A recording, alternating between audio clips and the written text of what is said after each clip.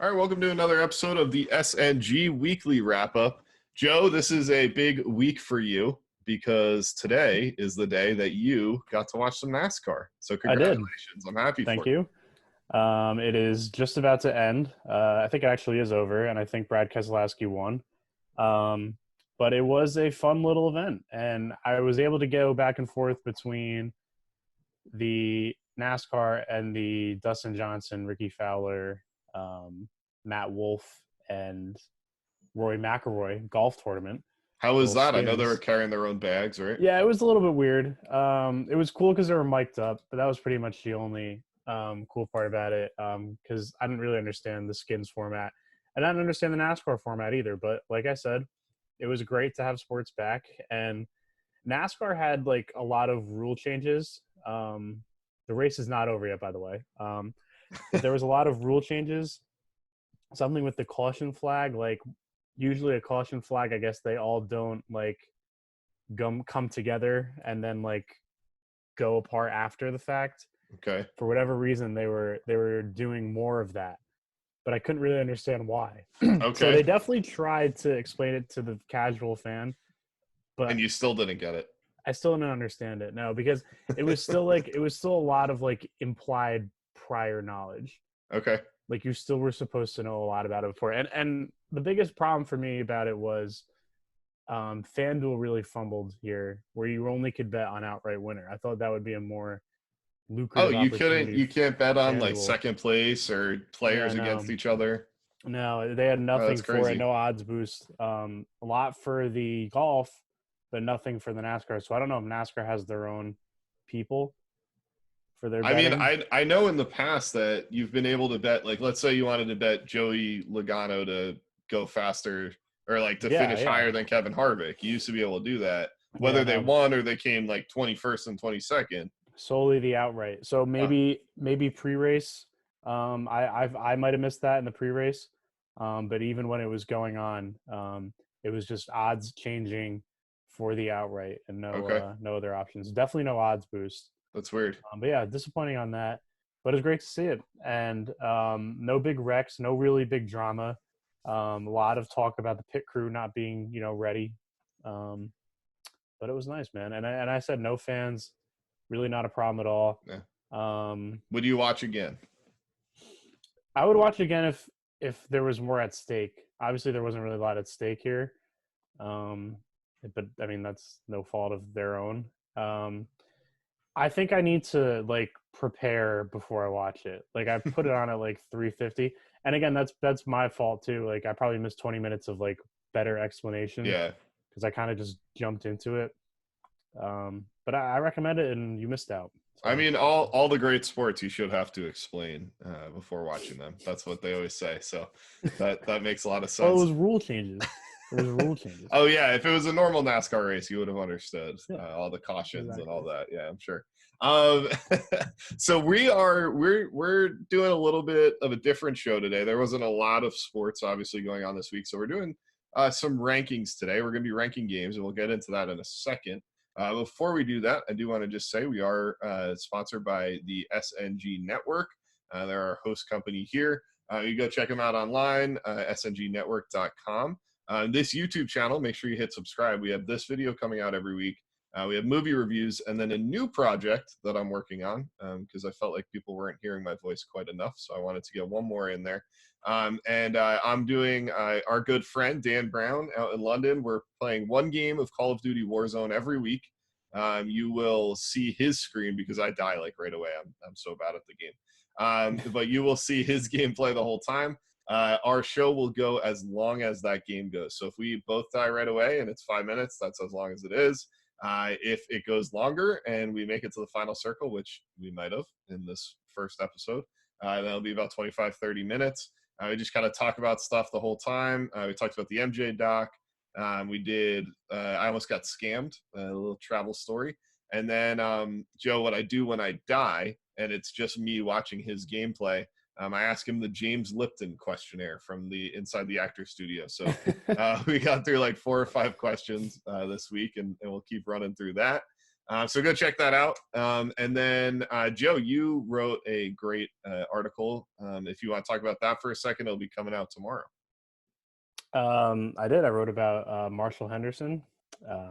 If you don't know who that is, then you're in the majority, probably. Former Ole Miss basketball player from the era that we're about to discuss. Yeah. A little bit later, the latter half of that era. And you kind of intertwined a Vampire Weekend album into it. I thought it was great. I really did. I love your writing, but I thought this one was especially good. So excited about that. That'll be out. I guess once you see in this video, it'll probably be out at that point. But all that aside, let's jump into our ranking here.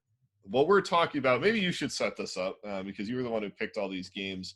But basically, this is us doing a little nod, a little homage, if you will, to our high school years as we celebrate the high school graduates. And they're obviously being celebrated all around the world in a lot of different ways, except for a graduation ceremony. So we're giving them that. But Joe, why don't you explain what we're doing, and then I'll share my screen to it. So this was a good idea by you. I'm not going to take credit for the idea. Thank you. Let's talk about 10 games. They're in chronological order. They are my 10 favorite games. I had a lot of runners up here, but I wanted to hit every sport, and I think I have a good balance of sports here.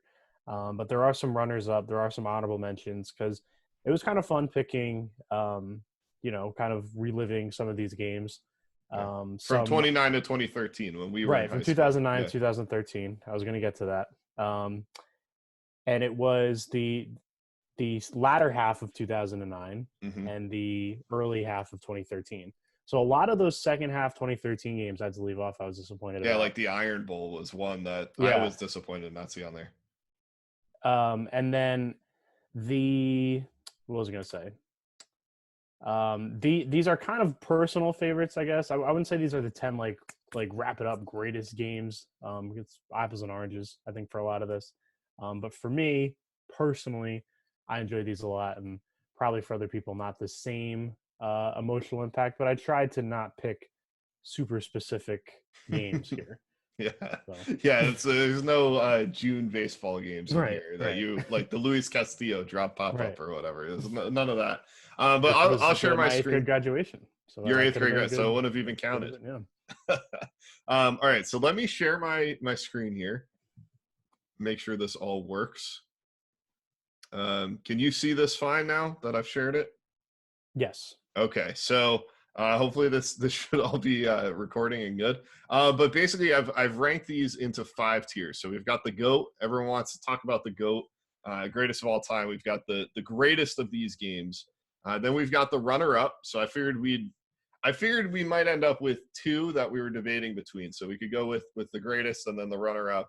And then, of course, you've got your underrated games, your properly rated games, and your overrated games. If we don't fill one category, that's fine. If none of these are properly rated or whatever, that's fine. But we will have a GOAT and we will have a runner-up, and then we'll see from there. So let me just kind of say all the games, and then we'll talk through them one by one and where we might want to put them. So game 1, which will be this Yankees logo right here, 2009 World Series, Game 6, Yankees win 7-3 to win the World Series there. Game 2 is going to be the 2010 Iron Bowl. Auburn defeats Alabama 28-27. Game 3 will be the 2011 AFC Championship game, the 2010 season. Jets win 28-21 over the Patriots. Game 4 will be the Duke Butler National Championship game. Duke wins 61-59. Game 5, Western Conference first round, Blazers Mavs. That will be right here. That's game 5. Blazers win 84-82. Game 6, the 2011 World Series. You've got Cardinals. Where are the Cardinals? Defeating the Rangers 10-9. You've got game 7. This maybe will be the only ones kind of specific to us. The 2012 ALDS game 3, more specific to you. Yankees defeat the Orioles 3-2. Game 8 will be Notre Dame against Stanford. Notre Dame won 20-13 from 2012. Game 9 is the 2012 Eastern Conference Finals. The Heat beat the Celtics 98-79, but of course that's the LeBron James game. And then Game 10, you have the Ravens defeating the Broncos in the AFC divisional round in 2013, 38-35. So let's start with Game 1, Joe. You've got the Yankees beating the Phillies 7-3. Yankees win their 27th World Series, first since 2000. Hideki Matsui, 6 RBI in the game. Why did you pick this in the top 10? I picked it for individual performance, and because I think at that time a lot of people took the Yankees World Series appearances kind of for granted. So I do kind of wonder where people kind of rank this game, where Matsui was, I think, a double away from the cycle, winning World Series MVP against that stacked Phillies team. This kind of it wasn't a very seesaw game. The Yankees were in command the entire time. So I was kind of more asking to you, where did you feel this game should be on here? Yeah, so because it probably is. It's not the best Yankee game of the last 3 years, yeah. But I feel like it is the best game of that era, that 2009 to 2013. I think, yeah, I remember watching this game, and this was, of course, when I went into my dark period right after this World Series. I know you're a Marlins fan. I don't want to say it, but yeah, yes. but that's fine. When I left the Yankees for a few years, this was kind of what kicked it off because I actually felt no connection to this team. Which is ridiculous because this wasn't a free agent assembled team. But it wasn't that. It was just there was just something about it kind of being an older team. Yeah, and I think that's exactly true. I think now people will look back at this game more fondly than they did at the time. Exactly, and I think that was kind of what I was getting, because even on the Phillies side, you had I think it was Pedro pitching in that game.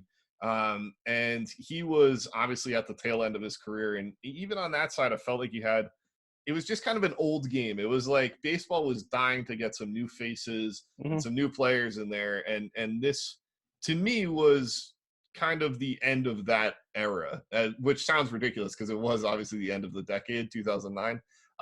It sounds obvious, but it was kind of like the end of that era. And then we transitioned into the Giants and the Cardinals and those teams. So for me, I think you'll agree too, this isn't going to be in the GOAT or the runner-up category. No. I think this is probably an underrated game. I think so too. Yeah, because I think people will look back at it kind of like I do, where when I remember watching it, maybe it wasn't so great. But then when you really think about the performance, and if you were to rewatch this game, it's probably quite underrated. So I'm glad you agree. So I can move that up there? Yes. Okay, so we'll put that first Yankees game into the underrated category. Game 2 is going to be the 2010 Iron Bowl. Auburn defeats Alabama 28-27. Of course, Alabama was up 24-0 in the second quarter in that one. Why did you choose this one for the list? Just love this game. Just a dominant player at his peak. The Cam back, as many say. And you look back at this roster of Auburn, not one of these guys played a snap in the NFL on offense. I mean, totally unbelievable what he's able to do with that team. To me, this was kind of his defining moment. I do wish we could have put I think it was 2014 Iron Bowl. Yeah, it was actually the 2013 Iron Bowl. But it was after. Okay, I knew it wasn't eligible.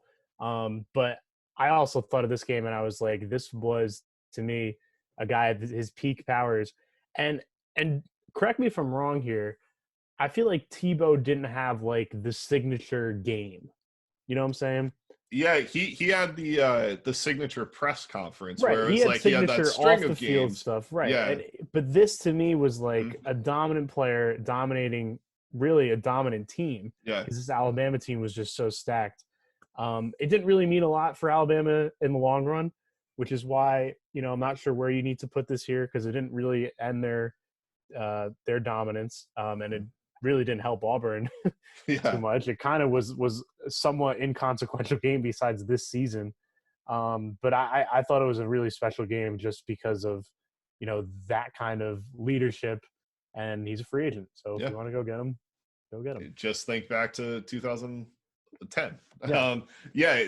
Two kind of cool stats about this game. The Bama offense, they had in their backfield, they had Mark Ingram and they had Trent Richardson, and they combined for 60 yards of offense against, or 60 yards rushing, excuse me, against this Auburn defense. And then the other thing, this was one of 2 double-digit leads that Saban has blown in his career at Alabama. Just 2 times he's blown a double-digit lead.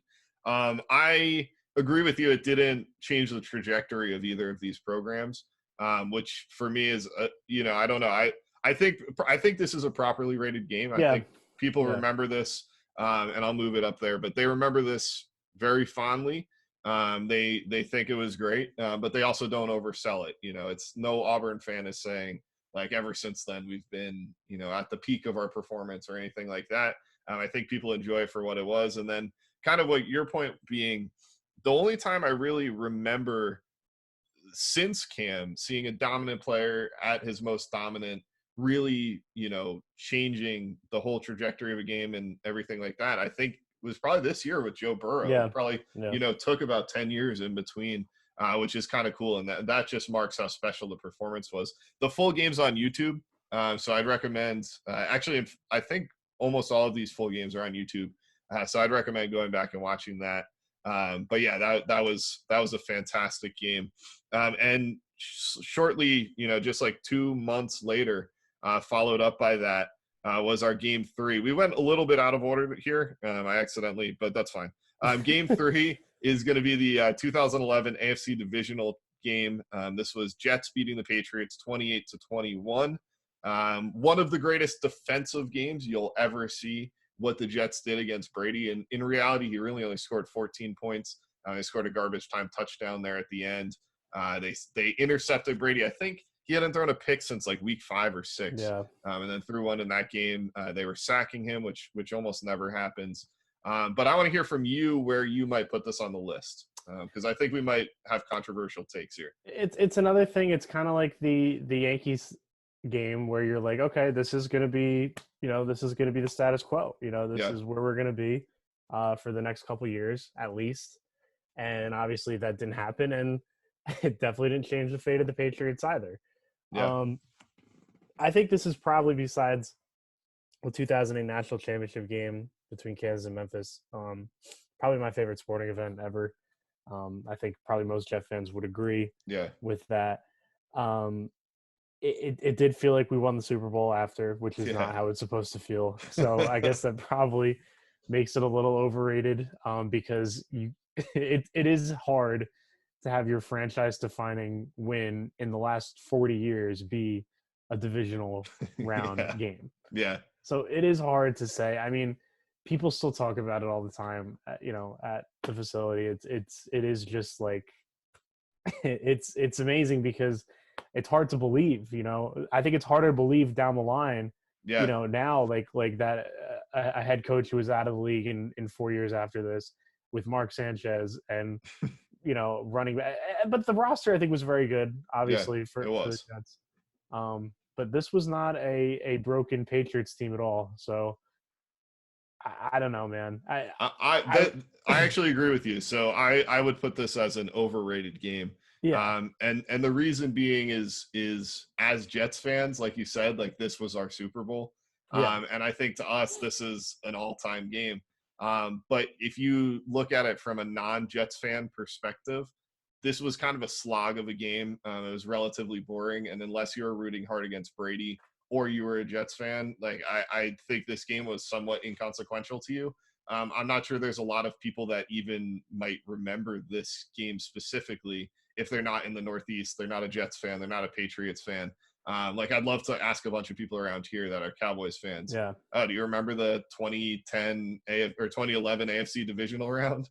Like they, probably don't. So I'm going to agree with you. I'm going to say overrated, just because I think it's overrated for where we live or where we're from, where you live, in New Jersey. So yeah. So I'm glad we're in agreement so far. I thought we might disagree on some of these. Yeah, I mean that's one. If this was my own list, it would be the GOAT. But it would be the GOAT. Yeah, exactly. In terms of this, you gotta be partial to it. Yep. So.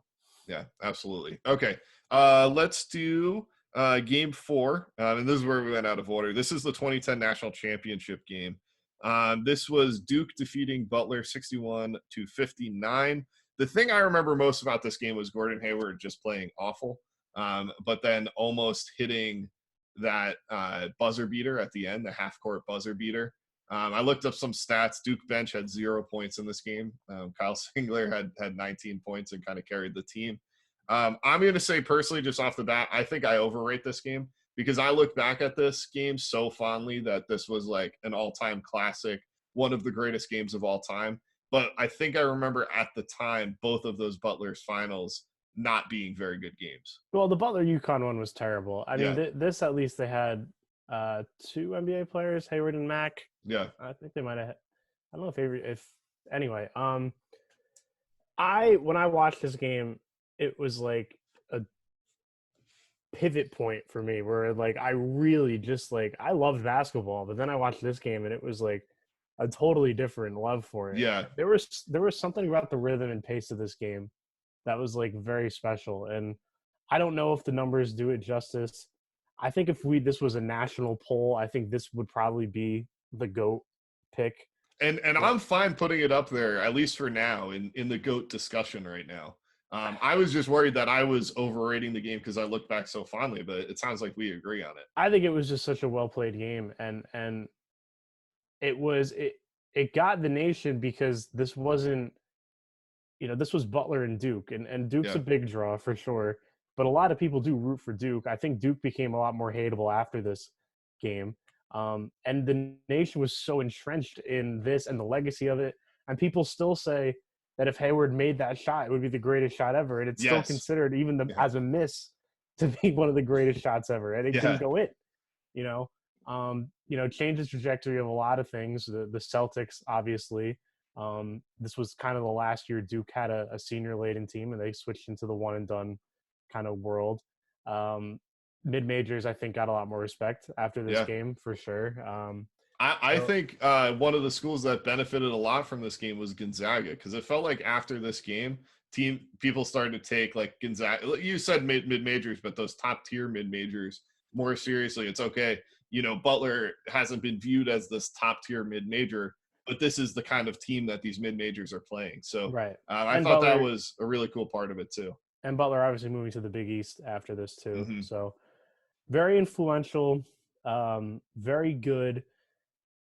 I don't know. You put it where you want to put it. Let's put it in the runner-up category for now. Okay. And we could move it around after, but I think it deserves to be in the discussion for the GOAT game. So I think maybe taking overrated off the table. I might have overstated myself on that one, trying to protect myself from what you were about to say. So let's put it in the discussion for the GOAT. And if not, we'll maybe move it down to properly rated game. Okay, so game number 5 is the Western Conference first round, game 4, Blazers 84, Mavericks 82. By numbers alone, maybe doesn't sound like the most exciting game. I think I remember every single play of this game. The Mavs were up 18 heading into the fourth quarter. They were up 67-44 in the third quarter. And then Brandon Roy went to work. And before you talk about this, I just want to give you a Gerald Wallace quote on this. Anytime I could quote Gerald Wallace, I feel like I have to. But when people ask me what I did in the fourth quarter of that game, I tell them I stood in the corner and watched the Brandon Roy show. So I'm really kind of gassing himself up there. What was it about this game for you that made you put it on the top 10? I mean, Brandon Roy, for sure. And I mean, this was a team, the Mavericks, that went to beat the Heat in the NBA Finals. This was not some kind of, pushover team. Yeah. I just wish this wasn't a first round game, because I think it probably was, besides another game we're going to talk about, the best performance in an individual game. And I wanted to pick one of the Mavericks Heat games, but none of those games really had like the iconic, game that was in it. Like there wasn't like a dominant Dirk Nowitzki performance. So that was kind of tough to put there. This was just so cool to watch, because I watched this live and it just really seemed like they had no chance. Yeah. I mean, like it wasn't so much that it was, a dominant team, in the Mavericks, which they were very good. They were playing okay. Yeah. They only wound up with 84 points. It's not like they were like firing on all cylinders, but Portland just couldn't do anything. And it seemed like this was Brandon Roy's last ever game. Yeah. So to me, it was just such a great send-off. And how many straight did he have in the fourth quarter? 16 straight, I think. I think it was 16 straight. I know he had 6 going into the fourth quarter and ended with 24 points, which was amazing. But I think he had 16 straight to close out the game. Would you think? I would think this might go in the underrated category. I think so too. Again, the first 3.5 quarters really weren't that great, so it's hard to put that in there. You know. Yeah. I think when people think about this, I don't think a lot of people remember this game. Yeah, exactly. And that's where I don't think this to people is one of the great games of this past decade. And to me, that's severely underrating it. Even though it was just the fourth quarter, it's the whole buildup of that game and just the team being so down and out. And like you said, it potentially being Brandon Roy's last game. And then he kind of saves them from the depths and the team they were going against. I'm more than fine putting that in the underrated category. Cool. All right. So let's go to Game 6. Game 6 was the 2011 World Series. Game 6 of that series as well. Cardinals win 10-9 over the Rangers. I feel like I don't even need to ask, but why is this on the list? I think this might be the go. I really do. Yeah. This was a perfect baseball game, in my opinion. Just the weather, the back and forth, the ninth inning freeze, and just all those Cardinals no-name guys just stepping up over and over. This was just a weird Rangers team, and it was great, man. I mean, you can get into the actual specifics of it, but I mean, just the feeling watching this game. I mean, it's just every pitch you were living and dying on. I'm putting it in the runner-up category because we'll have a discussion at the end about what's the GOAT, what's not. Right. But yeah, this is you said it all. You don't need to go into the specifics. Everyone remembers the specifics. That's how great this game was. This is a baseball game from 10 years ago that everyone is still talking about, especially out here. Talking about it very upset out in Texas, but David Freese got like 5 contracts out of this game. I mean, I made hundreds of millions. So yeah, it's an all-time game. I think it might be the GOAT, but let's see where we land here in a minute. We'll stick with baseball for Game 7. You've got the 2012 ALDS Game 3. Yankees win 3-2. Why was this game so special? Personal favorite. This was definitely probably the most specific one for me, because this was, to me, the second best Yankee performance of this time period, and probably the second best Yankee game of this time period. I wanted to put the A-Rod Ryan Dempster game, but it was too far into the summer. But this one, Raul Ibanez hitting 2 home runs in this game, and this was another one of those like October games where, even though it was the ALDS and not the World Series, like the Rangers Cardinals, it was a really high intensity game, and it was Yankees Orioles, which was these upstart Oriole team, and this was a Yankee team that really had no business being there at all, and they probably really outplayed their ability. This kind of got me back into really, like, even though it was only about a year and a half of kind of, I wasn't like you, and I wasn't declaring myself. Interesting that we both had the same year and a half out. I stuck with them. I was going to games. I watched as many games as I could, but you felt like this redundancy with it, and this kind of helped me, love them again. I don't think a lot of Yankee fans remember totally this game. You might think it's totally overrated. No, I actually think it's an underrated game. I do remember this game, and this was a point in my life where I wasn't rooting hard for the Yankees, and but the best part about this game was Raul Ibanez pinch hitting for A-Rod is who he pinch hit for in the 9th inning. That's an unreal. I forgot about that. So there you go. It's incredible that happened. Immediately hits a home run, hits another home run in the 12th to win it. I think this is probably in either the properly rated or underrated category.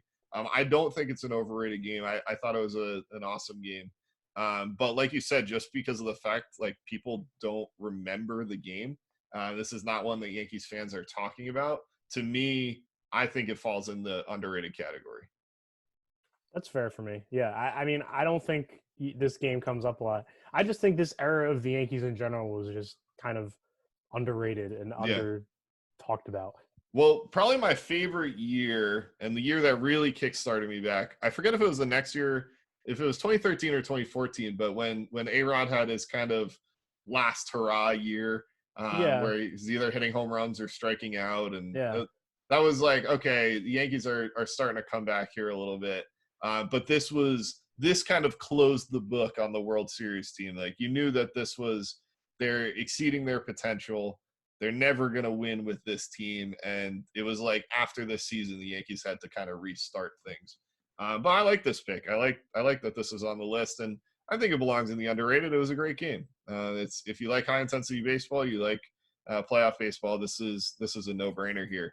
Let's go to game 8, which is 2012. Notre Dame beats Stanford 20-13. How did this one end up on the list? this was a slop fest of a game, and this was Yeah. classic Notre Dame quarterback carousel. But this was the only game that I remember where I walked away saying a defensive player really might win the Heisman this year. Yeah, Manti That Te'o, was right? Manti Te'o, which Yeah. his whole career has been over, just totally derailed by his fake girlfriend thing, which is fair. And he probably talked about it after the game. But this was one of those, I remember where I was. It was really the goal line stand at the end of this game was what did it. It was a 2013, I think. Yeah, 2013 in overtime. Yeah. So they get the goal line stand. There was this major review that took forever, and it was just a dominating defensive performance. A Stanford team that wasn't very good. I mean, these were two ranked teams. And Notre Dame, I think, wound up playing. Was there a college football playoff this year? No, but they were in the BCS national championship. Were they in the, okay? So this really showed that this defense was different from other defenses in college football. I love the goal line stand. To me, it's the absolute best, and especially a game-winning walk-off, goal line stand at home. Was just crazy. And I hate Notre Dame. Everybody knows I hate Notre Dame. But I think enough time has passed where I was like, wow, that really was a special college football game, because you don't see a 2013 college football game that often where it's watchable at all. So for me, this was an unwatchable game. I hate this unwatchable. Game. Yeah, I hate this game. I get what you're saying about the offense or about the defense, but Stanford's offense was so bad. It was like, it kind of canceled each other out there. But all I remember mostly about this game was that Notre Dame kept using two quarterbacks. It was like Everett Golson and some other guy, and they just went back and forth, and they both sucked. And to me, this is like, the fact that this is even on here makes it overrated, in my opinion. But I hate this game, so we feel differently about this one. Yeah, I mean, that's fair. I can't defend if you don't like the defensive game. I was just going under the same, dominating player, dominating a game. Yeah. And me walking away like, this guy might actually win the Heisman as a middle linebacker, which is insane. I agree. The first thing I said, this was a slop fest of a game. Notre Dame offense stunk. Stanford offense probably stunk a lot more because of the Notre Dame defense. Yeah. So Stanford offense did not score a touchdown, by the way. They had a defensive touchdown and 2 field goals. I would vote to put this overrated. Where would you vote? Yeah, that's fair. Yeah, because it really, that the ending sequence, obviously the untimed overtime, to me, even put it on there. Without that, it wouldn't be in the top 1,000. So for that, I think that's fair. Okay, cool. So we've got 2 left here. We'll go to our other individual performance game. This is the 2012 Eastern Conference Finals, Game 6. The Heat win 98-79. So hearing that score, you might think, why is this even up there? But the Heat on the brink of elimination. Everyone's saying LeBron can't win a title. The year before, the Mavericks beat them. The team that nobody thought even belonged in the finals at the time really beats the Heat. And then LeBron just puts up 45, 15, and 5. One of the all-time great performances, one of only 2 players to ever do that. But you knew at this point, like, he wasn't going to lose the series. He was getting his first ring. And this is, I feel like, where some people that were LeBron haters kind of flipped on LeBron. That's exactly what it was. Yeah. And unfortunately, I couldn't put the game against the Spurs, Game 6 against the Spurs, which I think was the year after. Yeah. But it did not fall into the parameters of our time. We Yeah. were already graduated. So I think, correct me if I'm wrong, I think most people would put that as the number one game if you went 2009 to 2013. For sure. I think so, Um, yeah. so, but out of our parameters, so this was the LeBron game I needed to have, and this I still think was his best playoff performance. I mean, the game seven against the Warriors was unbelievable, but that's mostly known for the one play. Yeah. This was just a total domination, and I think that was when everything switched, Yep. where he was back in the good grace of everybody, definitely with me. And it was it was crazy, man. Like it really was just a crazy game to watch because the hype it was like wrestling. It was like Hmm. the amount of hate.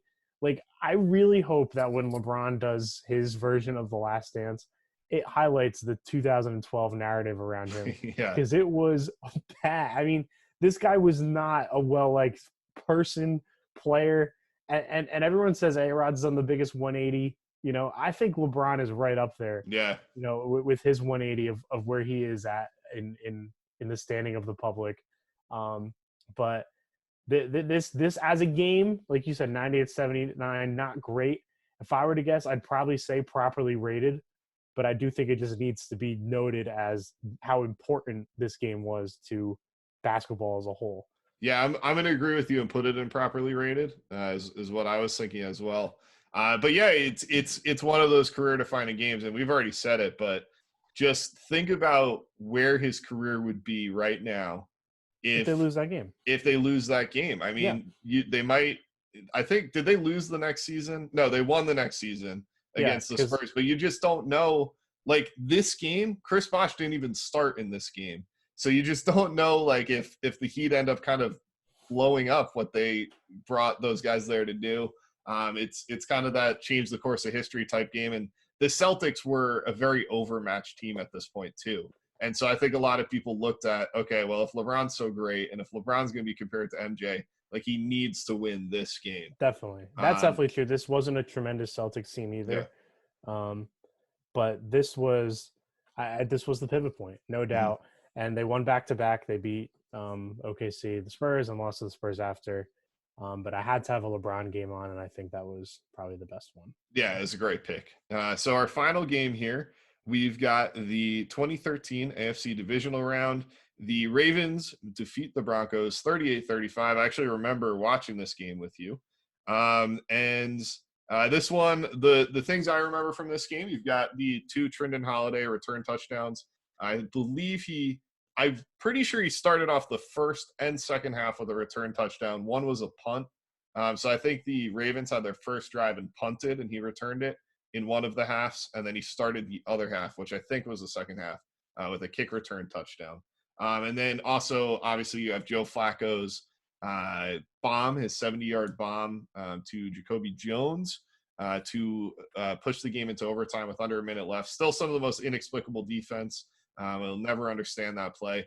But this is another career-defining game because without that pass, we're never having this is Joe Flacco elite discussion. There's never any talk of Joe Flacco without that pass to kind of set up their run, which is, I'm assuming, part of the reason you put it on this list, right? It was part of the reason I put on this list, and this was, as good of a football game if you're an offensive guy as you could have, even though there was quite a few non-offensive touchdowns on special teams. This I think was so refreshing for people because the Patriots were not in it. Mm-hmm. So I think that was part of the allure. Looking back, this didn't really hurt Peyton Manning's legacy. Who knows if he has 3 rings instead of 2? Yeah. Where does he go? I think he's probably viewed pretty much exactly the same as he is now. And that play to Jacoby Jones is, just an iconic play. I actually met Raheem Moore. I was, I think after college, I was at Barber Pond running, and there was this dude working out, and I was with some other people, and so, hey, that's Raheem Moore. He's on the Giants. He was there training just like us, Did you ask him what happened? We just kind of were like, oh, hey, man, what's up? Like, big fan, probably thought I was a Giants fan at that time, but it was great. So it was good to see him getting after it still after his, this just inexplicable play, as you just said. Everybody remembers it.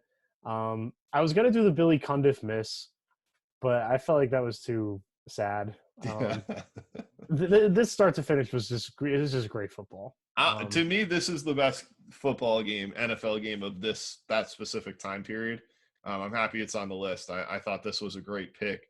I think, I don't know, man. I don't know where you want to put this. I don't know if it goes in that discussion as for the GOAT with the Duke game and the Cardinals game, or if it's a properly rated game. Where are you leaning on this? I almost think it's overrated because again, there was no Patriots in it. I think there was a lot of fatigue with them. But this was like, you can't really knock this game at all. Like, yeah, I would say probably properly rated. I think it's probably consensus best game of this time. So yeah, I'd leave it there. Okay. All right. We'll leave it at properly rated. So it brings us to our discussion. Duke Butler or Cardinals Rangers. Are we both in agreement that the Cardinals Rangers is the GOAT game here? I think it's got to be. The more I talk about it, the more I just love talking about it. So yeah, sweet. And look at that, we kind of evened out the list here. If we had 11 games, it probably would have gone in the overrated. So I like that there. So we end up in our high school era, the best game that we saw, and we're sorry to all Rangers fans that are watching this, but it was the Cardinals defeating the Rangers, the David Freese game, the career-defining game. So there's our list. I'll take a picture of it. I'll tweet it out for anyone interested. But this is fun. I'm glad we did this. I think we should do this again. I'm going to stop sharing my screen here. See if we go back to normal. But I think we should do this again. This was a fun discussion. What ideas did you have for other games? The one I really had a hard time leaving off, but it just wasn't that good of a game, was Giants 49ers 2011 NFC Championship. Yeah. I agree with you. That was a hard one for me to leave off. To be honest with you, I really didn't put much thought into it. I had a really busy week. I was glad that you kind of took the reins on this. So I didn't put too much thought into it. I accepted the games that you sent me as fact. Maybe I should have had some honorable mentions. But I think off the top of my head, the games that I remember the most from our high school era were mostly regular season games. Right. And then some hockey games, and that was probably the only glaring omission from the list. Was probably just one NHL game. Yeah, could have been on there. But a lot of those would be personal picks. The Devils made the Stanley Cup. It was either 2012 or 2013, but at a point where it kind of rejuvenated my love of the Devils. It was still after for me. Games. Yeah, it was really the last 2 years for me that I've kind of the opposite of you, where I've kind of stuck with him, didn't take another team, and now that they're bad again, I'm back in, where you're back in the Yankees because they're good again. So I was back in the Yankees when they were bad, like 2013. All right, they had 2 iconic games in this list but we just got over discussing how you were out on the Yankees until Raul Ibanez hits 2 home runs. That was not what I said. I said I didn't have the same love for them. It wasn't I wasn't living and dying by every game anymore. Okay. I think that was more of an age thing, but it was just it became different then. It was like, okay, this can exist in a different place for me, where I'm not like ravenously obsessed. And now I think I'm back to that point where I think I am ravenously obsessed again. Yeah. It hurts me. You're ravenously obsessed with like crapping on the Yankees. Yeah, with wanting to lose and wanting to see them lose. So the other game I had a hard time leaving off, Kansas State Xavier was a double OT NCAA tournament game. That is probably non-Kansas second favorite college basketball game. Maybe Northern Iowa, Texas A&M. The 6 OT game was a little bit before, unfortunately. UConn Syracuse. I wanted to have that on there, but that was the early part of 2009.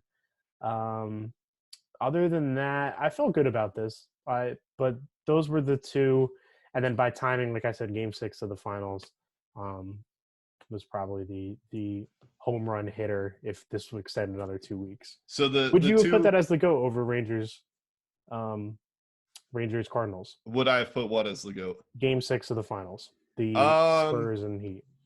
Let me say real quick. So first, the 3 that I would have put on there, and then I realized we weren't in the time frame. Were the Kemba triple OT game, Yeah. the game 6 of the finals, and the Iron Bowl. And then the only other one that maybe would have been up there that wasn't a hockey game would have been the Ravens Super Bowl when the lights went out. Yeah, that just was an a great iconic game. That was definitely a great game. But the Broncos game was better, so you don't want to put two in the span of a 4-week period. I don't know. I think based on personal preference, because I was rooting for the Cardinals and I was rooting against the Heat, I'd still put the Cardinals game as the GOAT because I just remember my own feelings in that game. But game 6 was truly iconic, especially even like with the fans leaving the arena and just the shot after he hit of people trying to rush back in was great. But yeah, this is a good list. Let's wrap it up there, Joe. I'll say once again, go follow us on social media. It's at network_SNG. Check out our other videos on this channel. And we'll be back. Maybe we'll do another rankings next week. We'll see. But we'll be back with you guys next Sunday or Monday, whenever this gets posted.